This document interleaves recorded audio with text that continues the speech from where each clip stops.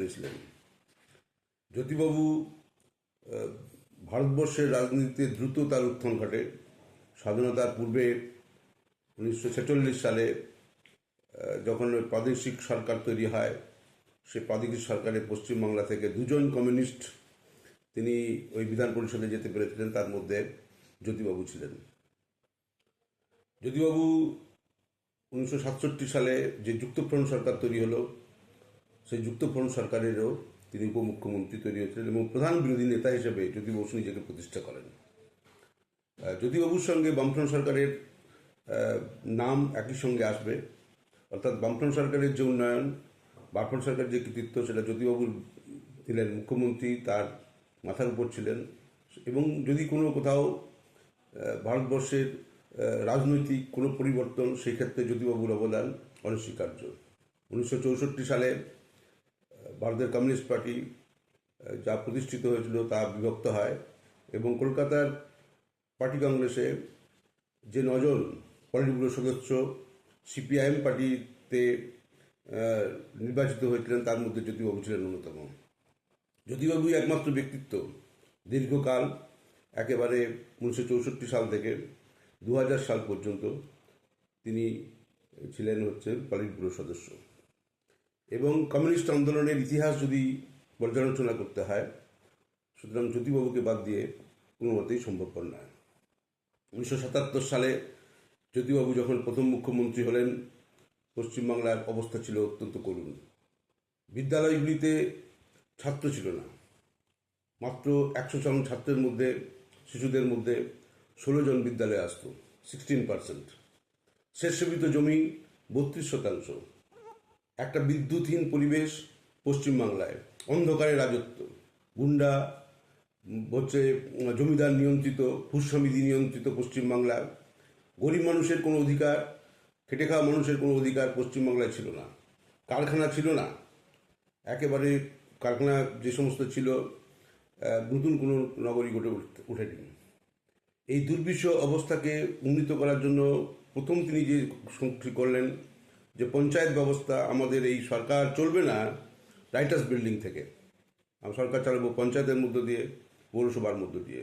তিল তিল করে গড়ে তুললেন আজকের যে পঞ্চায়েত, আজকের যে পৌরসভা তৈরি হলো, এইটা হচ্ছে বামফ্রন্ট সরকারের অবদান, জ্যোতিবাবুর অবদান। এবং এই পঞ্চায়েতের মধ্য দিয়ে তিনি বললেন যে বিদ্যুৎ তৈরি করতে হবে। অন্ধকার, তখন লোডশেডিংয়ের রাজত্ব বলা হতো। সেই অবস্থা থেকে একটার পর একটা বিদ্যুৎ কারখানা, বক্রেশ্বর আপনারা জানেন, কোলাঘাট আপনারা জানেন, সাগরদিঘি জানেন, সাঁওতালদি নতুন নতুন ইউনিট তৈরি করা হলো। স্বাভাবিকভাবে পশ্চিমবাংলাকে একেবারে বিদ্যুৎহীন অবস্থা থেকে উদ্বৃত্ত বিদ্যুৎ পরিণত করা হলো। এবং এটা জ্যোতিবাবু করেছিলেন, এটা জ্যোতিবাবুর সংকল্প ছিল। হলদিয়া পেট্রোকেমিক্যাল শুধু একা না, সল্টলেক শুধু একা না, একটার পর একটা কারখানা তৈরি হয়েছে। এবং বিরোধীরা আপনারা জানেন যে মাসুল সমীকরণ নীতির কারণে দীর্ঘদিন পশ্চিমবাংলাকে বঞ্চিত হতে হয়েছে। সেই বঞ্চনার বিরুদ্ধে তিনি লড়াই করেছেন পশ্চিমবাংলা থেকে। এবং টানা 23 বছর তিনি মুখ্যমন্ত্রিত্ব করেছিলেন, দীর্ঘতম মুখ্যমন্ত্রী। এবং আজকের যে শিক্ষা ব্যবস্থাকে তিনি ঢেলে সাজালেন, যে শিক্ষা ছাড়া পশ্চিমবাংলার উন্নয়ন নেই। তিনি বিদ্যালয় শুধু স্থাপন না, মাধ্যমিক, উচ্চ মাধ্যমিক বিদ্যালয় তৈরি করলেন। ছেলেদের জন্য মিড ডে মিলের ব্যবস্থা করা হয়েছিল, সে সময় পাউরুটি দেওয়া হতো, আমরা জানি। এরকমভাবে আকর্ষণ করা হলো এবং শিক্ষার মান, শুধু গুণগত মান উন্নত করা হলো। পর্ষদে কোনো গণতন্ত্র পশ্চিমবাংলায় ছিল না। এই গণতন্ত্রের পুনঃপ্রতিষ্ঠা করার যে নায়ক, তিনি হলেন জ্যোতিবাবু। তিনি বললেন যে বিদ্যালয়ের পরিচালনা সমিতি, সেখানেও নির্বাচন হতো নির্দিষ্ট সময়, যা আজকে উঠে গেছে। তারপর দেখা গেল যে পর্ষদে, শিক্ষা ব্যবস্থায়, সেখানেও নির্বাচনের মধ্যে শিক্ষিত মানুষরা তারা এলেন। একেবারে আমূল পরিবর্তন। নৈশ বিদ্যালয় শুরু হলো।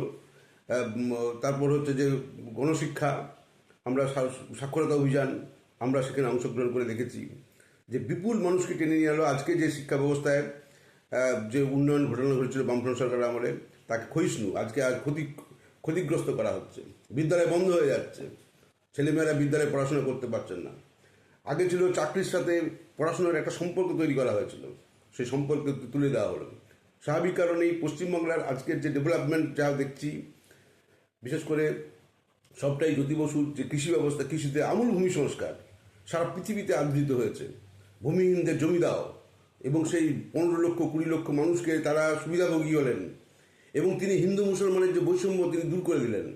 আগে হিন্দু ও মুসলমানদের যে সংস্কৃতির মেলবন্ধন ছিল না, জ্যোতিবাবু আসার পর তিনি বললেন যে পঞ্চায়েতের মধ্যে দিয়ে, পৌরসভার মধ্যে দিয়ে, প্রতিনিধিত্বের মধ্যে দিয়ে একটা মেলবন্ধন তৈরি হলো।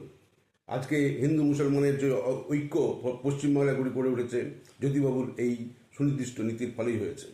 তিনি ধর্মনিরপেক্ষতাকে আঁকড়ে ধরতে চেয়েছিলেন। তিনি বললেন যে ধর্মনিরপেক্ষতা ছাড়া ভারতবর্ষের উপায় নেই। ধর্মনিরপেক্ষতাই হচ্ছে আমাদের মূল বাঁচার একটা মূল উপাদান, ঐক্যের মূল উপাদান। সংবিধানের ধর্মনিরপেক্ষতাকে তিনি বারবার উচ্চারণ করেছেন। এবং ধর্মনিরপেক্ষ শক্তি ছাড়া ভারতবর্ষকে ঐক্যবদ্ধ করার কোনো উপায় আমাদের নেই। তাই আজকে ধর্মনিরপেক্ষতা আক্রমণ। তাই তিনি বলতেন 1992 সালে সবচেয়ে বড় ঘটনা ঘটল বাবরি মসজিদ ধ্বংসের মধ্যে দিয়ে অনৈক্য তৈরি করার, এবং উত্থান হলো হিন্দুত্ববাদী শক্তির। তার বিরুদ্ধে জ্যোতিবাবু রুখে দাঁড়ালেন এবং তিনি বললেন এটা বর্বর সরকার। বাজপেয়ীর সামনেই বলেছিলেন যে এটা বর্বর সরকার। উনি বলেছেন কেন আপনি ওই বর্বর বললেন? বলছে এর থেকে ভালো ভাষা আমি খুঁজে পাচ্ছি না। এই হচ্ছে পশ্চিমবাংলা। তিনি বারবার বলেছিলেন গণতন্ত্র এবং মানুষকে সম্মান দাও, এবং তিনি বলেছেন জনগণের কাছে যাও। সেই কারণেই জ্যোতিবাবু হলেন জ্যোতিবাবু। তিনি তার আজীবনটাই হচ্ছে আদর্শ। তিনি নিজেকে সেভাবেই প্রতিষ্ঠিত করেন, সাধারণ জীবনযাপন করতেন। নানা রকম পত্রিকায় তার বিরুদ্ধে নানা অপপ্রচার চলেছে, কিন্তু একটিও প্রতিষ্ঠিত হয়নি। এবং তিনি আজও পশ্চিমবাংলার ইন্দিরা গান্ধীর সঙ্গে যখন জরুরি অবস্থার সময় তার আমরা দেখেছি তার ভূমিকা, তিনি বিধানসভায় এবং এমনকি সারা দেশের রাজনীতিতে একটি গুরুত্বপূর্ণ মানুষ হিসেবে প্রতিষ্ঠিত হয়েছিলেন। প্রধানমন্ত্রী হতে পারতেন, কিন্তু তিনি পার্টির নির্দেশকে অমান্য করেননি। অর্থাৎ তিনি ছিলেন এমনই কমিউনিস্ট যে কমিউনিস্ট আদর্শ এবং শৃঙ্খলার তিনি ছিলেন একজন একটি পরিপূর্ণ মানুষ। তাকে আমরা আজকে স্মরণ করব। তার সমস্ত দিক বললে আমরা বলতে পারবো না একটা অল্প সময়ের মধ্যে। তিনি শিক্ষা, সংস্কৃতি, চিন্তায়, চেতনায়, ধর্মনিরপেক্ষতায়, ভাবাদর্শে, মতাদর্শে একটা পূর্ণ ভারতবর্ষ গড়ে তোলার স্বপ্ন দেখতেন। পশ্চিমবাংলাকে সেই পথে নিয়ে যেতে চেয়েছিলেন। আজকে পশ্চিমবাংলা দুর্নীতির স্বর্গরাজ্যে পরিণত হয়েছে। আজকে পশ্চিমবাংলার যে ক্ষতস্থান তৈরি হয়েছে, একটাও কারখানা তৈরি হচ্ছে না। আজকে দেশের মানুষ মাথা ফুটে মরছে, পরিযায়ী শ্রমিক দেশ থেকে বেরিয়ে যাচ্ছে। শিক্ষার সমস্ত ক্ষেত্রে বিদ্যালয় বন্ধ হয়ে যাচ্ছে, শিক্ষা ব্যবস্থা তলানিতে পৌঁছেছে। এই কঠিন পরিস্থিতির শিক্ষা, স্বাস্থ্য আজকে কঠিন পরিস্থিতির মধ্যে হাজির হয়েছে। এর থেকে উত্তীর্ণ হওয়ার একটাই উপায় জ্যোতিবসু নির্দেশিত পথই আমাদেরকে নতুন পথ তৈরি করে দিতে পারে। সংঘবদ্ধ মানুষ জ্যোতিবাবুর আদর্শের প্রতি আজকে সবাই আগ্রহী হয়ে তাকে জানার চেষ্টা করতে হবে। তার পথই হচ্ছে এগিয়ে যাওয়ার পথ। জ্যোতি বসুকে আমরা লাল সালাম জানাই শুধু না, তিনি শ্রদ্ধেয় মানুষ। তাকে আজকে শ্রদ্ধার্ঘ নিবেদন করি। আজকে তার 112তম জন্মদিনে এরকম মানুষ কমিউনিস্ট পার্টিতে আরও তৈরি হোক, এবং কমিউনিস্ট পার্টি বামপন্থীরাই ভারতবর্ষের যে সমস্ত মানুষকে নিয়ে এগিয়ে যাওয়ার পথ তৈরি করতে পারবেন। আজকে জ্যোতিবাবুকে ধর্মনিরপেক্ষতার প্রতীক হিসেবে এবং গণতন্ত্রের প্রতীক হিসাবে, ভারতবর্ষের সংবিধানকে রক্ষা করার প্রতীক হিসাবে তাকে শ্রদ্ধায় স্মরণ করছি। এবং শ্রদ্ধায় স্মরণ করার জন্য সকলকে আহ্বান জানাচ্ছি। নমস্কার।